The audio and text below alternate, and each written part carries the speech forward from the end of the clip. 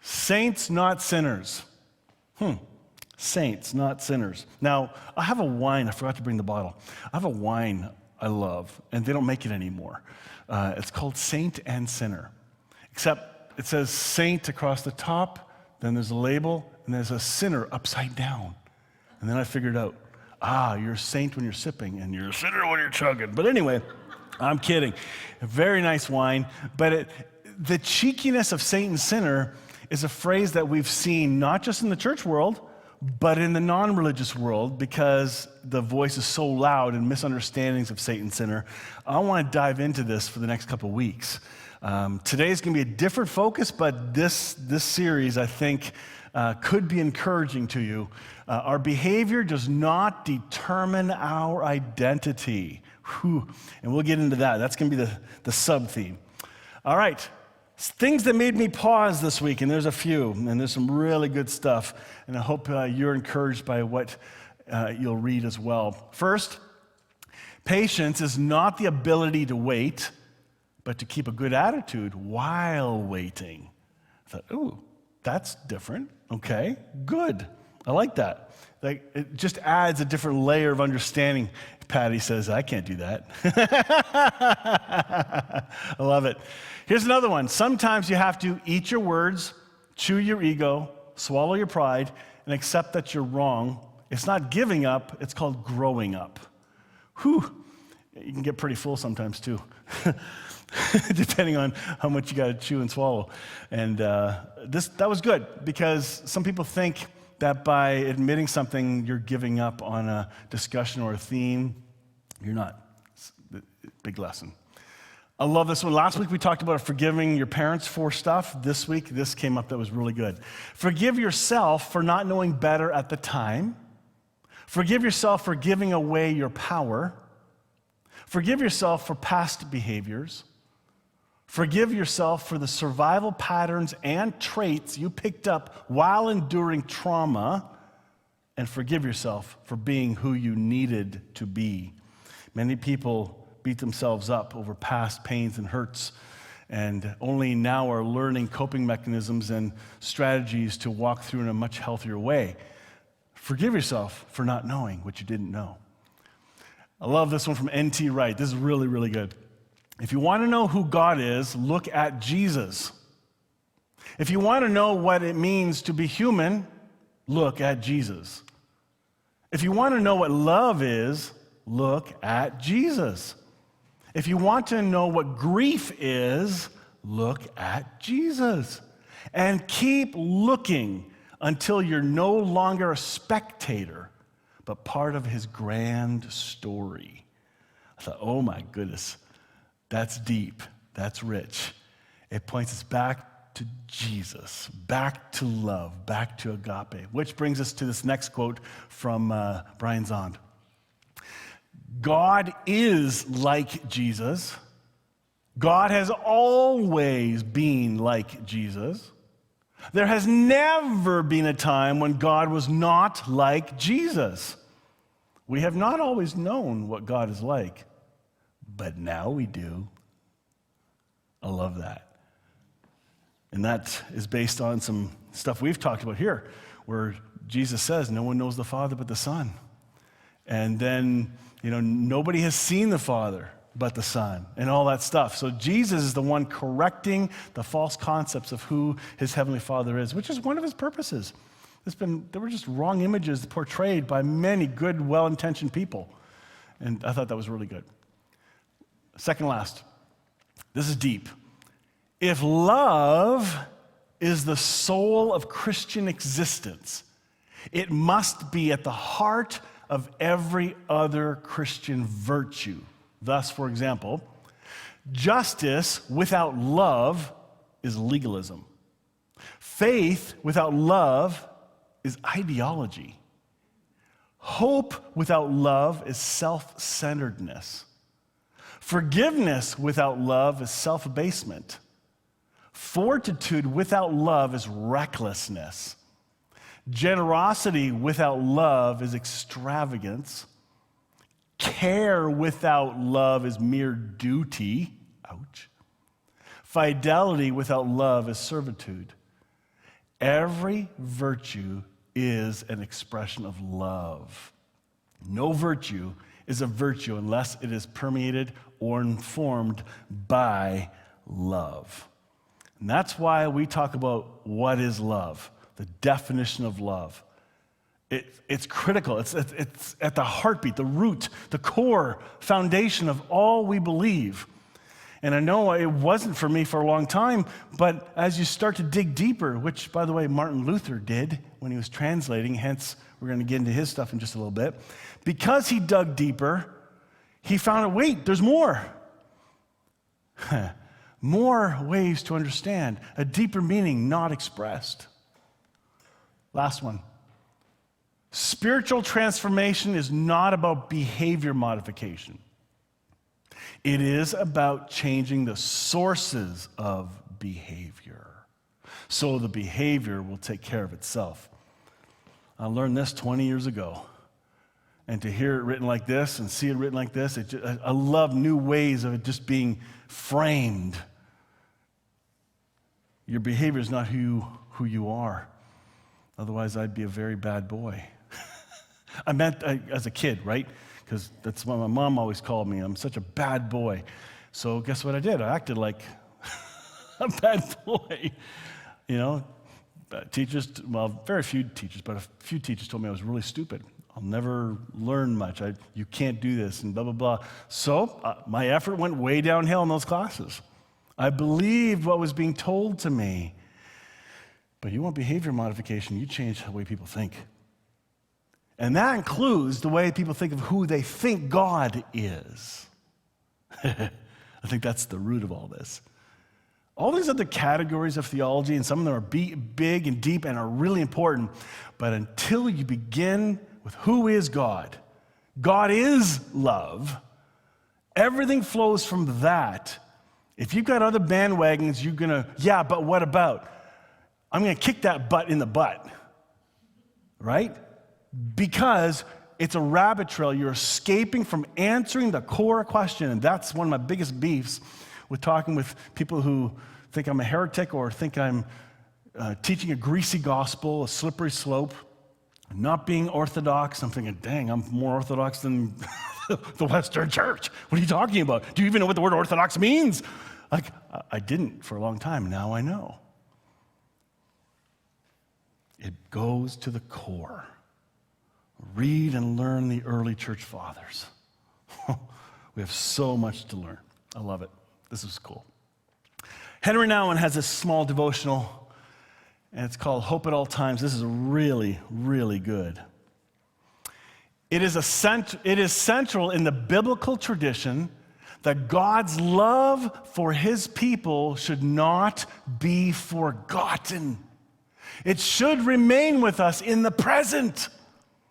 When everything is dark, when we are surrounded by despairing voices, when we do not see any exists, then we can find salvation in a remembered love. A love that is not simply a wistful recollection of a bygone past, but a living force that sustains us in the present. Through memory, love transcends the limits of time and offers hope at any moment of our lives. I'm getting more and more excited that our church is called Hope Fellowship. I really am. It's so non-religious, you know? Instead of First Baptist Church, because we're not the Second Baptist. It's just hilarious.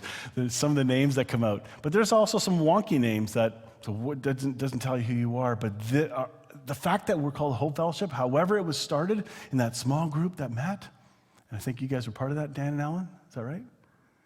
You weren't, okay. I thought you were, but that's okay. But Rod for sure was. Ron and Sharon were, and so on. And hope was the word they wanted. And it also didn't say Hope Community Church. It says Hope Your Community Church, which means we're participants in this. It's not a leadership dictating what to do. It's participants involved in the flow. Yes, you have people giving direction, some leadership, which is important, but it's a community. No one takes control over everything. Nobody hijacks, and I love that. I love that. All right. Saints, not sinners. Let's dig into this because there's a special day coming up. Tomorrow. Nah, you thought Halloween. Well, it is, but Reformation Day. Just a small bit of history. I gave this a couple years ago, but I think this is going to be important to be reminded of this. And I think we need this kind of reminder. Just like the Israelites constantly forgot the love of God and the supply of God in the Old Testament, especially when they're wandering in the desert for 40 years. We sometimes wonder, how can people forget? Well, gee, look at the 40-year journey. Like, they saw some pretty freaky-teaky miracles, and it's like, listen, if you're walking through this huge water thing you can go fishing the side of an ocean, believe me, that would stick in my mind to remember who God is. Or all the other miracles, water coming out of the ground, you name it. I'm sorry, in my mind, I would think you'd remember, but they didn't. And we may pick on them, but we also look at the disciples. Who saw Jesus raise people from the dead? Who saw leprosy healed? Who saw Jesus make really good red wine? And they forgot and ran away. But after the cross, when the Spirit indwelt them in a way, however the Scriptures word it, whatever that was, call it an activation of something that was already there, I don't know. But that added a courage that no one can dispute. If Jesus never rose from the dead, and if they stole his body, as some of the rumors had said, these fishermen, plain people who know what is true and this is the real deal, they're like raw and real, they're not going to give up their lives for a lie. Not all of them. So there's some serious credibility to the story. Reformation Day is a religious holiday celebrated on October 31st or the last weekend in October in remembrance of the Reformation, reformation. Why is this important? Because many of our denominations are a result of this event. By the way, this is not your early church fathers. This happened in the 1500s. Early church fathers are the first 300 years, maybe even 5 if you want. So you got to go back farther than you think.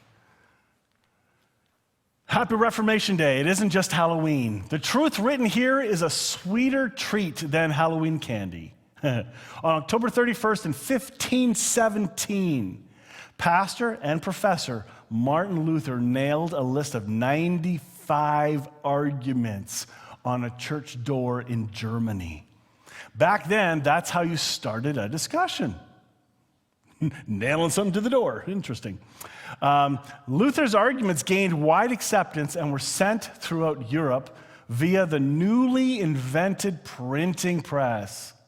Central to his concern was that the Roman Catholic Church had deviated from the Bible's simple teaching that you and I can be made right with God only by faith in God's Son, Jesus Christ. Not by actions, not by doing things and practices, but by faith. And we have already learned that it's the faith of Christ already in us. Martin Luther also translated the Latin New Testament into German, and later the Old Testament. The printing press had just come around. Like this is a big deal. In fact, not too long ago was the remembrance of William Tyndale, who also did translation, and he was killed. He was martyred for that. Martin Luther posted a proposal at the doors of a church in Wittenberg, Germany, to debate the doctrine and practice of indulgences. This proposal is popularly known as the 95 Theses, or Reese's, which he nailed to the castle church doors. I still think that's an odd way to post, but I guess they didn't have bulletin boards. The church was the bulletin board because, listen carefully, the church was the center of community. Today it's not. There it is. If you look through a number of European cities, especially in England, it's the church that's the big honking thing in the middle. If you get some cityscape photos, you're going to see houses and big church. And we're talking magnificent and beautiful. Hence, the door being the center. This was not an act of defiance or provocation, as is sometimes thought. Since the castle church, because it looked like a castle, faced Wittenberg's main thoroughfare, the church's door functioned as a public bulletin board and was therefore the logical place for posting important notices. Remember, the printing press had just been created, so printing was still new. Also, these theses were written in Latin, the language of the church, and not the vernacular, which is German. It was Germany, right?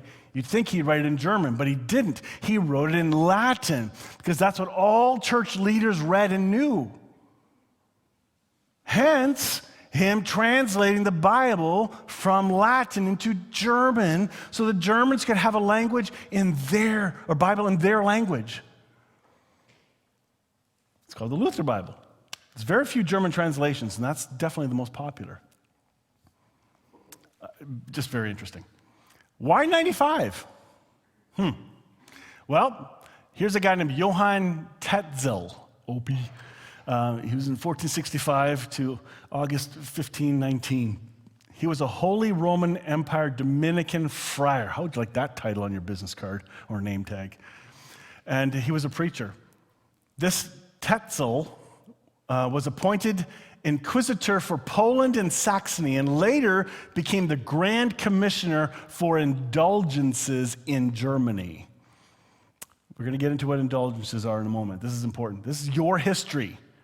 This is my history, and if we didn't know it, you need to be aware of it. This is critically important.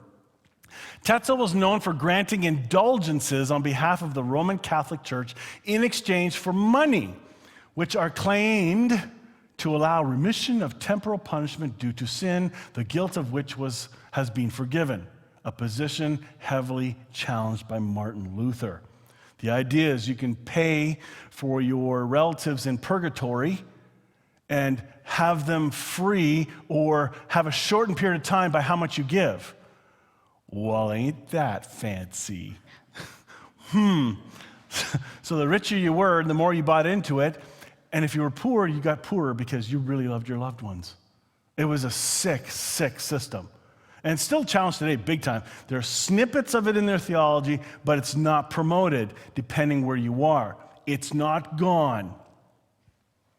There are some sects of the Catholic Church that still quietly promote it.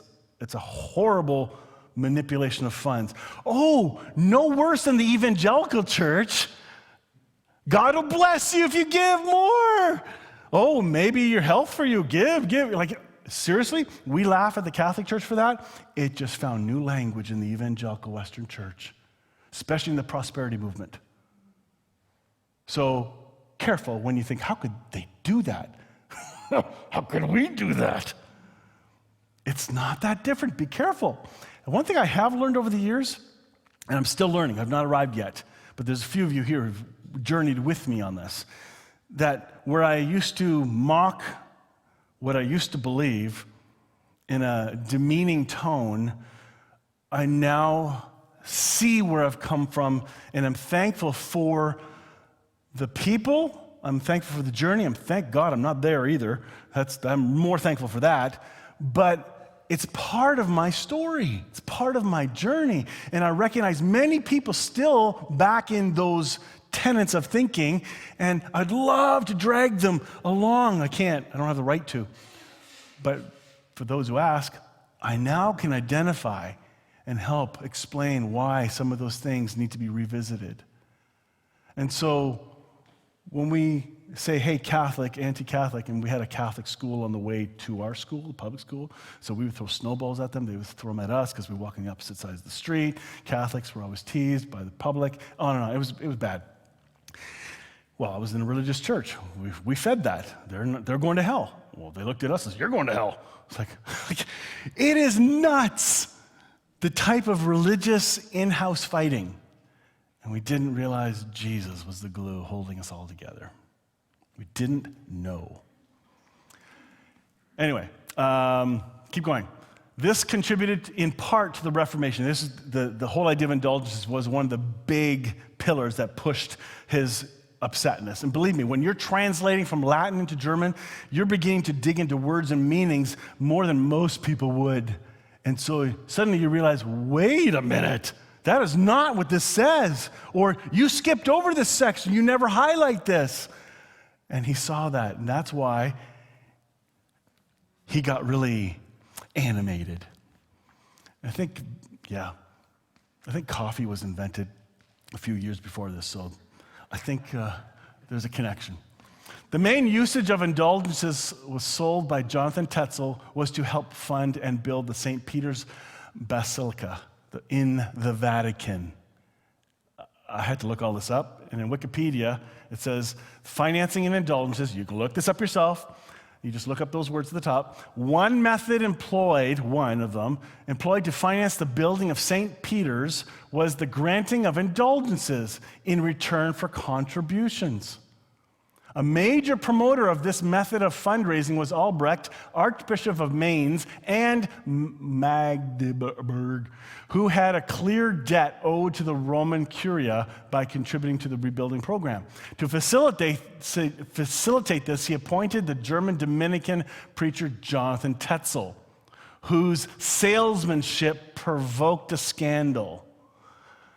Do we know salesmanship preachers? It's no different. Do you remember we talked about Jesus' disciples baptizing? And the religious leaders were really upset because they were counting how many and said, your disciples are baptizing more than ours. Oh, that's like a gathering of pastors. How many people in your church? Oh yeah? How many did you win to Christ this week? Like all these ridiculous comparison things. I thought, oh, that's a newer thing. It's not. It's been going on forever. No different. A German Augustinian priest, Martin Luther, wrote to Archbishop Albrecht arguing against this selling of indulgences. I guess Tetzel became so much of a salesman that do you know some things you just don't bug you enough, but then a person comes out that's really annoying, purporting something that's really awful? Yeah, I think that might have triggered Martin Luther. He also included his disputation of Martin Luther on the power and efficacy of indulgences, which came to be known as the 95 Theses. You can look all these up. And of the 95, I did notice after reading through them all, yes, I read them all, there's overlap and rewording, just trying to make the point. This became a factor in starting the Reformation, the birth of Protestantism. You and I here come from that. Our history comes from that. We used to be Catholic. Yes. There is much good there. There's much good history there. There's also bad history. But same with Protestantism. Like good and bad, it's there. Don't let your pendulum swing to one, well, because they were bad, I want to go this way. Or vice versa. Like, you could try and react and respond to those negative things by just refocusing on something different, and your pendulum is out of balance. And that's hard when you're struggling and wrestling with these tough topics. This public event, Reformation Day, sparked numerous challenges and questions regarding faith and the role of the church. While the 95 Theses reflected a calling out of the Catholic Church on indulgences, the list included a number of other topics worth reading about. This was not the end, but only the beginning. And I think the Reformation still continues. I think the Reformation is still going on. I think it happens in waves as someone hijacks a really good topic and then locks it in. When we're not called to lock it in, we're called to live by the Spirit. What do you believe? Well, it's on that document right there. I know a lot of churches have statements of faith on their websites. I don't think we do. And if we do, it's so simple. But to lock it in on paper, ask any author who's written a Christian book. Once it's in print, it's in print. If it changes, if you grow and mature, but you said, yes, but that was 20 years ago. But it still says, I know, but I've grown. You know what I mean? When you write something out like that, and that includes doctrines, and by the way, doctrines are good, but they're not supposed to be the I don't have to think anymore cubbyhole. That's what they've become. Because now we don't have to visit certain topics because, our doctrines have already dealt with that. I can just live my life. True, but do you actually know what those doctrines are? And things that are assumed? While the night, where am I here? Okay, next. Saved by faith, not works. The Reformation was the great rediscovery of the good news of salvation by grace through faith for Christ's sake. Unlike the predominant teaching that you could be saved by your works and indulgences. So you could almost buy your salvation in a sense. You can maintain, listen carefully if this makes sense. You can gain, maintain, or lose your salvation or right standing with God depending on how you behave, how you contribute, how you follow the church rules. Go to church every Sunday, pray 3 times a week, or 7 days a week, you're supposed to. Read your Bible every day. Give, tithe, a lot of money. Show up every time the church doors are open. This whole system. Separate yourself from the world. If you don't, you're not really a good Christian. It's like, holy smokes. It's become a cult. If you're honest. If you're honest. You can see cult-like systems in the system of churchianity that were never inspired by Jesus. Well-intentioned by good people who loved Jesus, but when they died, others saw that, never caught the heartbeat of it, and just saw the tenets, and then just got deeper and deeper locked in. You got to go back. You got to rediscover where these roots came from. To me, it's very exciting. Why does any of this matter? Some of you could be thinking that. This is boring. Well, it's okay. Next Sunday won't be. Our history, our lineage matters. Your history, your family history matters. My parents died now, and I did not put enough work into discovering my lineage. I got these books of relatives, like this old history. I can't understand it, but I never did the work. Some of you love doing the ancestry stuff. Some of you bought into Ancestry.com, sent in your blood sample, and apparently it works. You've got a lot of history. I've never tried that. Sounds interesting. But people have something built into them to know their connection. Adopted children have a connection wanting to know who their birth parent is, no matter what state of life they're in. There's something there might be a few that don't, but by and large, most have something built in that also works with your faith. And until you go through the system, let's say you've been going to a church for 25 years, but something hasn't settled well, and you realize, there's got to be just a bit more. What am I not hearing? And a hunger begins to grow. And then you begin to discover the past, the history of the church. It might re-spark a new energy, or you may find a new place to go to because it ceases to serve the journey you're on and the person you are. And who says you can only go to one church? It doesn't say that in the Bible, I'll tell you that. We are a community. Learning where we come from, where our faith comes from, is something not studied in churches. The only time it's taught in churches is when you have membership class. And then it's only about the short denominational journey you're a part of. That's usually what it is. But what we're talking about today is just a teaser. You can do your own research to go back farther to what types of teachings were going on long before we existed, hundreds of years ago. I think Brad Jerzak does a really fantastic job of bringing out these teachings. Baxter Kruger, really amazing at bringing out these things. There's a whole bunch of really good teachers out there that do that. Here's an example of a family Christian tree. Back here is Pentecost, and off that we have all these offshoots. Okay, I know you can't see it, so I shrunk it. Okay, maybe not much, but you can see Here's Pentecost. Here's the Holy Catholic Church. And by the way, Catholic does not mean Roman Catholic. It means universal. We are all Catholic. Whether you like it or not, we are part of the universal Church of God. Every one of us. But we're not all Roman Catholic. There is a distinction, and not everybody's aware of that. And some people get all offended. No, I'm not Catholic at all. Well, yes, you are. And out of that comes the Orthodox Church and ends up where? Modern Eastern Orthodox Church. It's probably the one denomination that has not changed much. And your eyebrows will go up really high, higher than you thought your face could do it, when you begin to see some of the topics and how they're in very stark contrast to what we evangelicals have arrived at.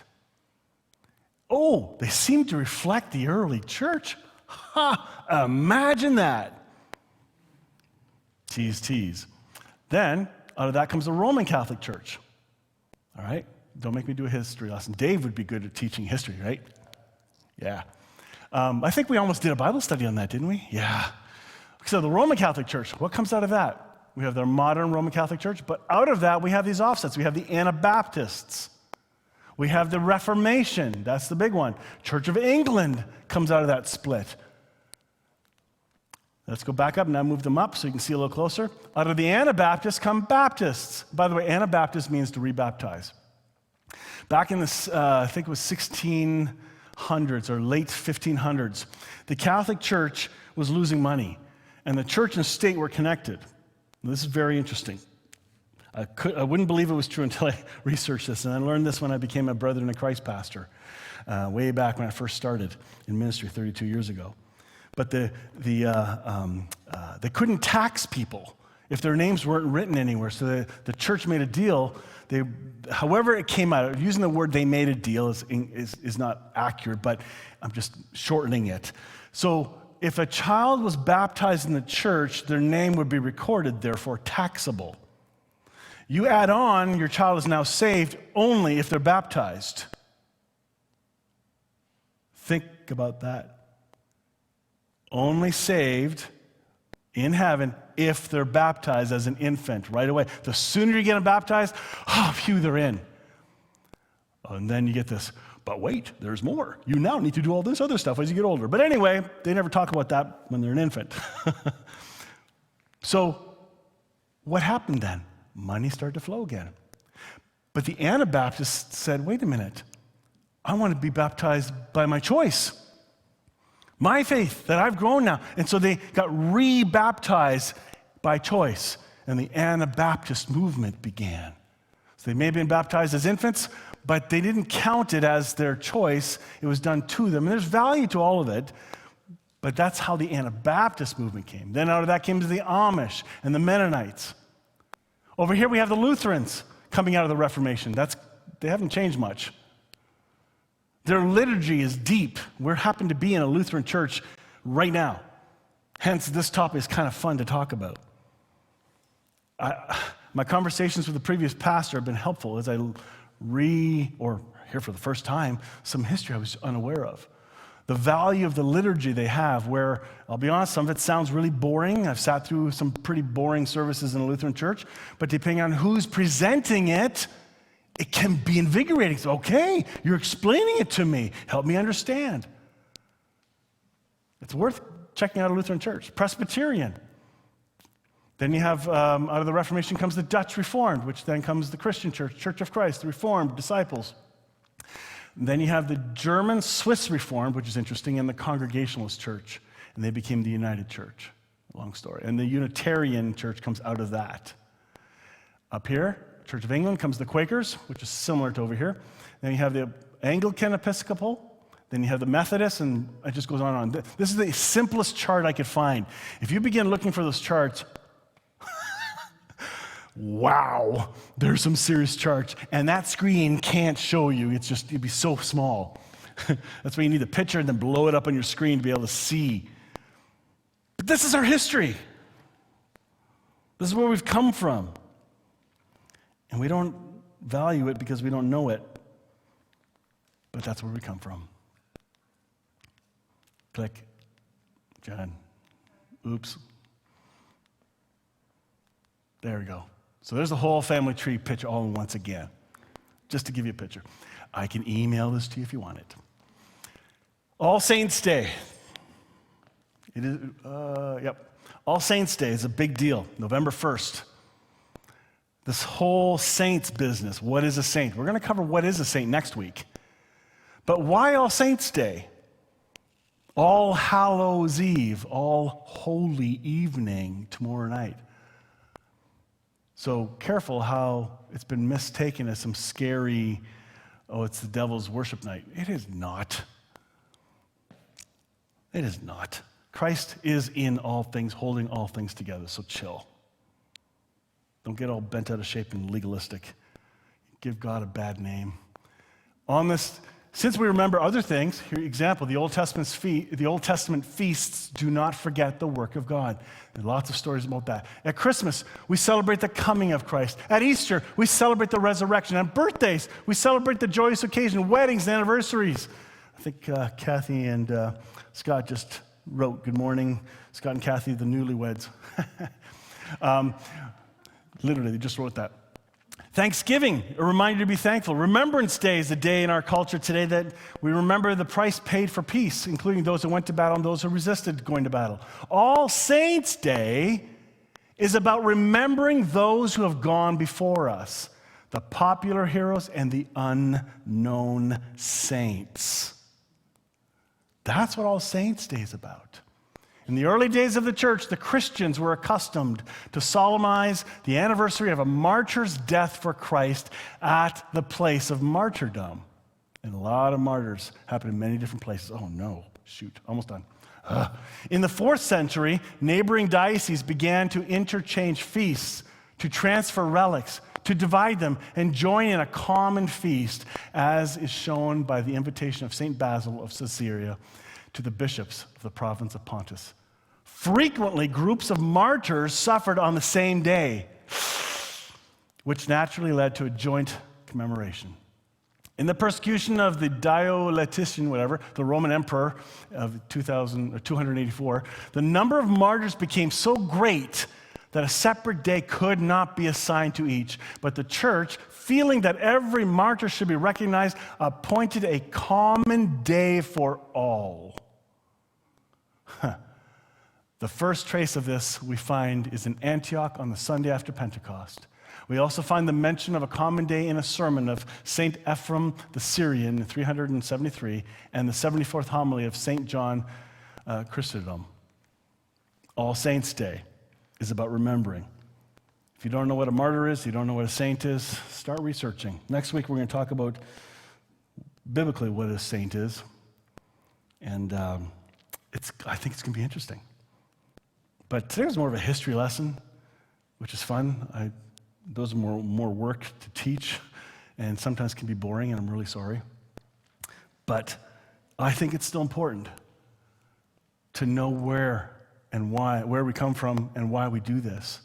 And so on November 1st, All Saints' Day, maybe give thanks, make it a new Thanksgiving in a sense, for all those who stood up for their faith, all those who couldn't stand up for their faith but were still killed anyway because of religious bigots and systems. I think we need to be more afraid of those who do the martyring. Those who burn the witches at the stake. Let's be scared of them. I hope there's some encouragement and some insight into this special couple days that are ahead of us. Let's pray. Heavenly Father, you have called us saints. And that's pretty cool, because we didn't do anything to achieve that, but we are that because of who you are in us. We give thanks for that. We thank you for Martin Luther, for the guts he had to call out a huge institution, to call out things that were unfair and incorrect. For those that do it today in this journey of unlearning and renovating our faith, thank you for those that are calling out the wrong, the incompletions of thought and theology.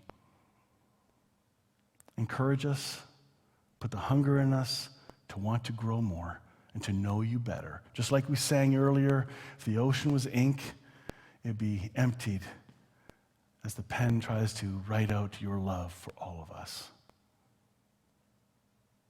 May your grace and love guide us this week. Amen. All right.